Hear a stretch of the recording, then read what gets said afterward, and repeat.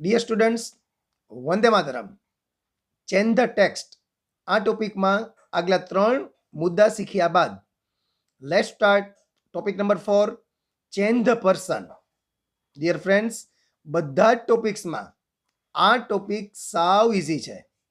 જોઈ લઈએ પહેલા કે આ ટોપિકમાં આવશે કયા મુદ્દા. કે આ ટોપિકમાં સર્વનામ બદલાવાનું પૂછાય છે. સર્વનામ મતલબ થાય પ્રોનાઉન્સ. મતલબ કે આમાં આપણે પુરુષવાચક, સ્ત્રીવાચક, જાતિવાચક આ બધા જ પ્રકારના સર્વનામ બદલાવા પડશે. પ્રથમ પુરુષની જગ્યાએ ત્રીજો પુરુષ, બીજા પુરુષની જગ્યાએ પ્રથમ પુરુષ, બસ આવું બધું પૂછાય છે. એટલે કે આઈની જગ્યાએ હી મૂકો, યુની જગ્યાએ શી મૂકો. આ પ્રકારના ચેન્જીસ આ ટોપિકમાં આવશે. એટલે આ ટોપિક શીખવો હોય ને આપણે તો સૌપ્રથમ તો આપણને સર્વનામનું કોષ્ટક આવડવું જરૂરી છે. તો આ કોષ્ટક તો આપણે આગળ આવી ગયું. કયું કોષ્ટક યાદ કરીએ આપણે? કે આઈ, મી, માય, માઇન, માયસેલ્ફ. આ પ્રથમ પુરુષના સર્વનામ થયા બધા. એવી રીતે આપણને આખું કોષ્ટક આવડતું હોય ઉપરાંત આપણને કાળ આવડતા હોય, ટેન્સ આવડતા હોય, કારણ કે એ પણ જરૂર પડશે આમાં. સપોઝ એમ વાક્ય આવશે કે આઈ એમ એ બોય, તો આઈની જગ્યાએ શી મૂકો, તો શી ઇઝ એ ગર્લ. આવું પણ પૂછાય આમાં. એટલે આપણને ખ્યાલ આવવો જોઈએ ને કે આઈ સાથે એમ આવે, શી સાથે ઇઝ આવે. આ પણ જરૂરી છે. તો આ ટોપિકમાં લાંબી બીજી થિયરી કાંઈ નહીં આવે. બસ માત્ર સર્વનામનું કોષ્ટક ઉપરાંત કાળના નિયમ આ આપણને આવડી ગયું એટલે ચેન્જ ધ પર્સન ટોપિક આપણો ક્લિયર. તો બીજી વાતો ન કરતા હવે આપણે પરીક્ષામાં કેમ પૂછાય એ જોઈએ. હવે આપણે એક્ઝામ્પલ નંબર 1 જોઈએ કે પરીક્ષામાં આ ફકરો આમ પૂછાય. જો Mrs Patel gets up early in the morning. She gets ready and prepares breakfast for the family. She then goes for a walk. She returns home at 8 o'clock. પછી સ્ટાર્ટ ધીસ વે અથવા start like this એવું આપણને આપેલું હોય. તો એમાં આપ્યું છે કે આઈ ગેટ અપ અર્લી. હવે જુઓ, અહીંયા સ્ટાર્ટ આપણે એવું છે કે Mrs Patel gets up early. તો આપણને ખ્યાલ આવી ગયો કે આપણે મિસિસ પટેલની જગ્યાએ આપણે આઈ મૂકવાનું છે. એટલે કે જ્યાં જ્યાં સ્ત્રીવાચક સર્વનામ આવતા હોય, જ્યાં જ્યાં મિસિસ પટેલની વાત આવશે ત્યાં ત્યાં આપણે આઈની વાત કરશું. જોઈએ આનો આન્સર કેમ થાય. હવે કે Mrs Patel gets up early in the morning હતું, તો સ્ટાર્ટ આમ થાય I get up early in the morning. ત્યારબાદ છે આઈ ગેટ રેડી. હવે જો આ જોવાની વાત છે. અહીંયા તો she gets up, she gets ready.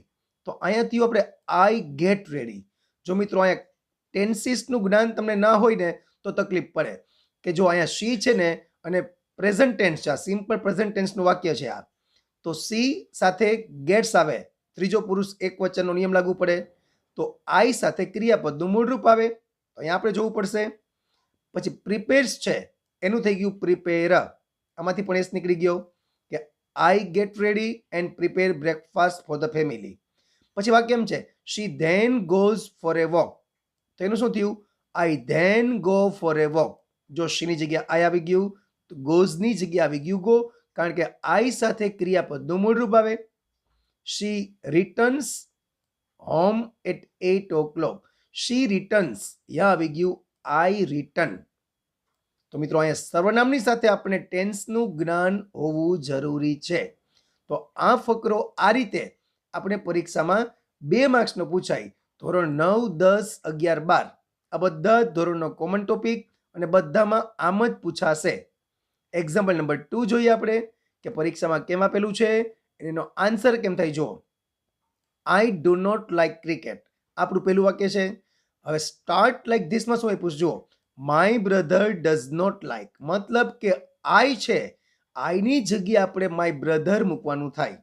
પણ ધ્યાન રાખજો કે જ્યાં જ્યાં આઈ હોય ત્યાં બધે જ માય બ્રધર નહીં મૂકીએ આપણે, કારણ કે પછી માય બ્રધરની જગ્યાએ આપણે હી મૂકી શકીએ. આપણે જોઈએ, આપણે જો હવે કે I do not like cricket, તો my brother does not like cricket આ તો આપણને આપેલું જ છે.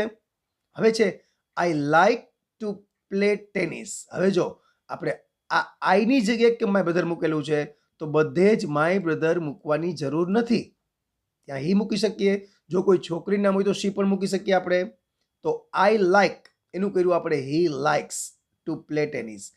આઈ રીડ મેની બુક્સ તો એનું કર્યું આપણે હી reads many books.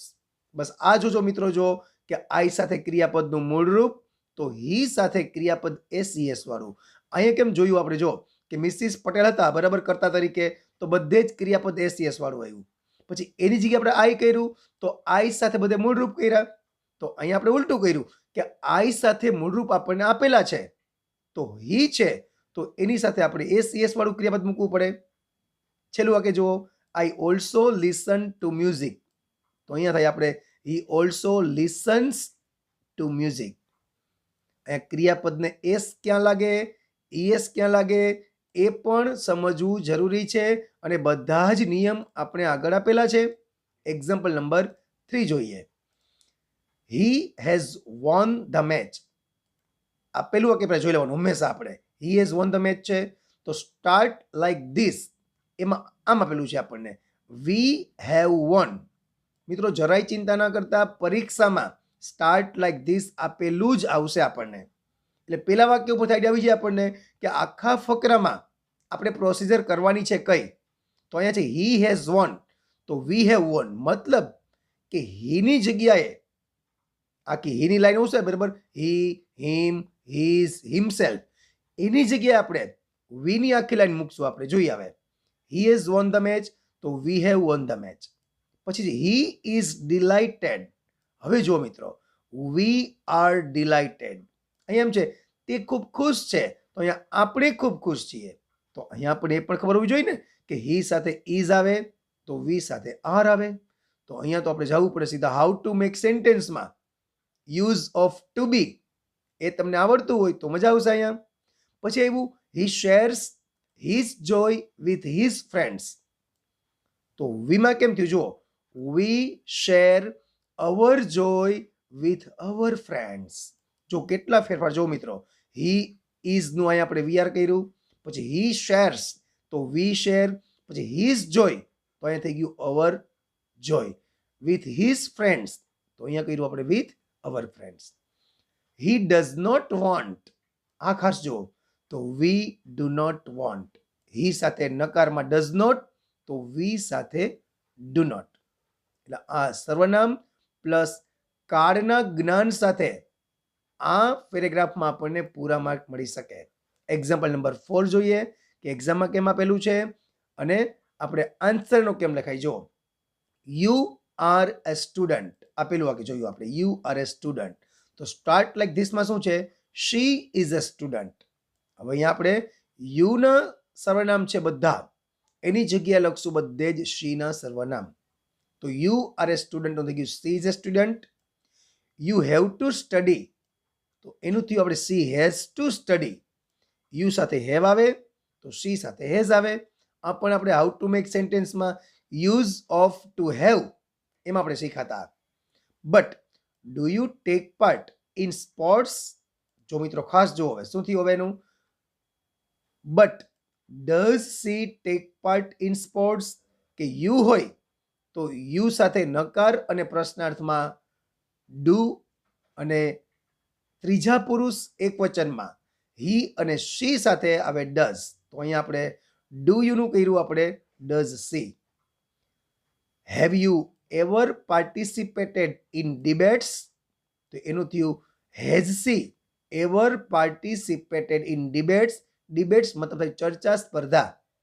Have you એની જગ્યાએ આવી ગયું હેઝ સી.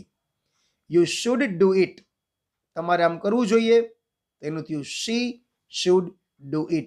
શુડ હોય તો શુડમાં કાંઈ ફેરફાર ના થાય, આઈ સાથે શુડ જ આવે ને વી સાથે બધા જ સર્વનામમાં શુડનું શુડ રહે. પણ જો ડુ ડઝ કે હેવ હેઝ ના સર્વનામ હોય તો એમાં ધ્યાન રાખવું પડે. બાકી આમાં તો શું છે, આ પ્રકારના વિલ છે, કેન છે, મે છે, મસ્ટ છે, એ બધા જ પ્રકારના સર્વનામ એમને એમ રહે બધા. એક્ઝામ્પલ નંબર 5 જોઈએ આપણે. Raj and Mitra have a party. તો પેલું વાક્ય આ છે બરાબર. તો સ્ટાર્ટ ધીસ પેમાં શું આપ્યું છે, રશ્મિ હેઝ, મતલબ કે રાજ એન્ડ મિતા છે એની જગ્યાએ આવશે રશ્મિ હેઝ, મતલબ રાજન્મિતા છે ને મિત્રો, એ છે ને એ ધ્યેય થાય, એ બહુવચન થાય. તો એની જગ્યાએ રશ્મિ એટલે કે ત્રીજો પુરુષ એક વચન એમ સ્ટાર્ટ થશે. બહુવચનના જે સર્વનામ છે ત્યાં કરશું આપણે બધા ત્રીજા પુરુષ એક વચનના સર્વનામ. જોઈએ આગળ હવે. they have called their friends, તેઓએ તેઓના મિત્રોને બોલાવેલા છે. તો શીમાં શું થાય? she has called her friends. જો they have તો અહીંયા થયું she has. અહીંયા નિયમિત લાગુ પડે કે ત્રીજા પુરુષ એક વચનમાં આવે has અને આ ત્રીજો પુરુષ બહુવચન થાય તેની સાથે આવે have. she does not like noise.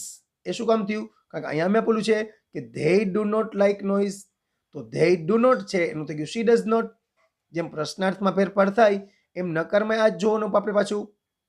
but they like to play games, તો but she likes to play games.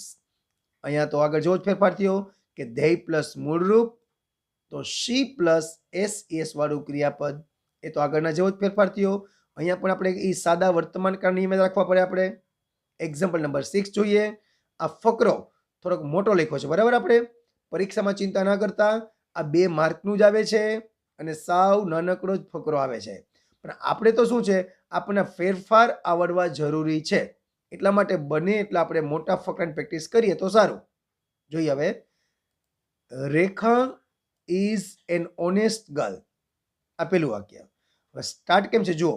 Ronit is an honest boy, તો રેખાની જગ્યાએ રોનિત કર્યું આપણે, તો ગર્લની જગ્યાએ કરવું પડે બોય.